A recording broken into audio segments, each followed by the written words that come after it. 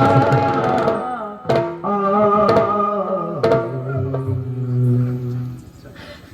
ಜೊತೆಯಲ್ಲಿದ್ದಾಗ ನಿಮ್ಮ ಪಾದ ಸೇವೆಯನ್ನು ಮಾಡುತ್ತಾ ಇದ್ದವಳು ನಾನು. ನಿಮ್ಮ ಅಡಿಯ ಹುಡಿಯನ್ನು ನನ್ನ ಹಣೆಗೆ ತಿಲಕವಾಗಿ ಇಟ್ಟುಕೊಳ್ತಾ ಇದ್ದೆ. ನಿಮ್ಮ ಪಾದದ ಮೇಲೆ ಹೂವನ್ನಿಟ್ಟು ಆ ಹೂವನ್ನು ನನ್ನ ಮುಡಿಗೆ ನಾನು ಮುಡಿಯಿಟ್ಟುಕೊಳ್ತಾ ಇದ್ದೇನೆ. ಸತ್ಯ. ನಿಮ್ಮ ಜೊತೆಯಲ್ಲಿ ಹಾಯಾಗಿ ಸಂತೋಷವಾಗಿ ದಿನ ಕಳೆದೆ. ಬದುಕಿನಲ್ಲಿ ಯಾವ ಕಷ್ಟಗಳೇ ಬಂದರೂ ಕೂಡ ಅದೆಲ್ಲವನ್ನು ಎದುರಿಸ್ತಾ ಇದ್ದೇನೆ. ಯಾಕೆ ಹೇಗೆ ಗೊತ್ತೇ? ಯಾರಿಲ್ಲದಿದ್ರು ಯಾವುದಿಲ್ಲದಿದ್ರು ನನಗೆ ಜೊತೆಯಲ್ಲಿ ಗಂಡ ಇದ್ದಾನೆ. ಹೆಂಡತಿಯಾದವಳಿಗೆ ಯಾರ ಕೈ ಬಿಟ್ಟು ಜೊತೆಯಲ್ಲಿ ಗಂಡನೊಬ್ಬ ಇದ್ದಾಗ ಸಾವಿರ ಆನೆಯ ಫಲ. ಅದೇ ಆನೆಯ ಫಲ ಕೈ ಬಿಟ್ಟು ಹೋದರೆ ಬದುಕುವುದಕ್ಕೆ ಸಾಧ್ಯ ಆಗುತ್ತದೆ ಹೇಳಿ. ಆದ್ರೆ ಯಾಕೆ ಮಾತು ಪ್ರಭು, ನೀವಿಲ್ಲದೆ ಇದ್ದಾಗ ಯಾಕೆ ನಿಮ್ಮನ್ನು ಬಿಟ್ಟು ನಾನು ಜೀವಿಸಲಿ? ಆದರೆ ಒಂದು ಮಾತು, ಜೊತೆಯಲ್ಲಿದ್ದಾಗ ಎಲ್ಲವೂ ಸಹಜವಾಗಿರುತ್ತದೆ. ಒಬ್ಬರನ್ನೊಬ್ಬರು ಅಗಲೇ ಹೋದಾಗ ಒಬ್ಬರ ಮುಖ ಮತ್ತೊಬ್ಬರು ಕಾಣದೇ ಇದ್ದಾಗ ಕೆಲವು ದಿನ ಉರುಳಿದಾಗ ಎಲ್ಲವೂ ನೆನಪು ಹೋಗುತ್ತದೆ. ಯಾವತ್ತು ನನ್ನನ್ನು ಮರೆಯಬೇಡಿ.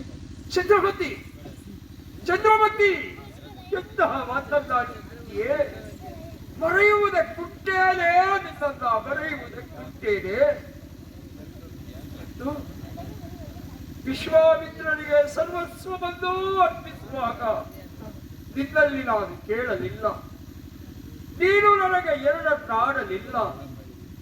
ತದನಂತರದಲ್ಲಿ ದೇಶವನ್ನು ಬಿಟ್ಟು ನಾವು ಈ ಕಾಶಿಯಲ್ಲ ಸೇರುವ ಕಾಲದಲ್ಲಿ ನಾಮತ್ತವಾಗಿ ಬಂದಂತಹ ಅಗ್ನಿ ಅಗ್ನಿಗೆ ನಾನು ಧುಮುಕುತ್ತೇನೆ ಇದ್ದಾಗ ನೀನಾದ ಮುಕ್ಕಿ ಸಾಯುತ್ತೇನೆ ಎಂದು ಬಂದಾಗ ಅಗ್ನಿಯೇ ನಂದಿಕೊಂಡು ಅಂತಹ ನಮ್ಮನ್ನ ಕೊಲ್ಲುವುದಕ್ಕೆ ಬಂದಿರುವಂತಹ ಅಲ್ಲ, ಸಾಯುವುದಕ್ಕೆ ಬಂದಂತಹ ಮಾರಕವಾದಂತಹ ಅಗ್ನಿಯನ್ನೇ ನಂದಿಸಿದಂತ ನಿನ್ನ ಭಾಗ್ಯ ವೃತ್ಯ.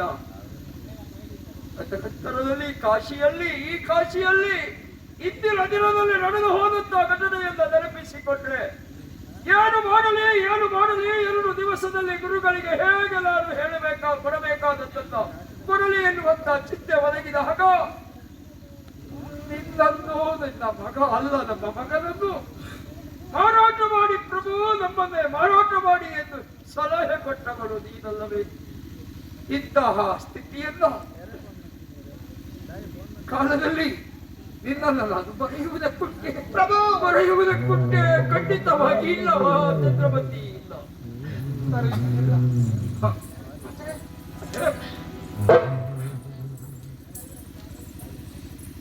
ನಿಮ್ಮ ಆರೋಗ್ಯ ಸರಿಯಾಗಿ ನೋಡಿಕೊಳ್ಳಿ ಚಂದ್ರಮತಿ. ನೀವು ಆರೋಗ್ಯವಂತರಾಗಿರಬೇಕು. ಆರೋಗ್ಯದ ಬಗ್ಗೆ ಗಮನ ಆಗಿತ್ತು ಚಂದ್ರಮತಿ. ಅಪ್ಪ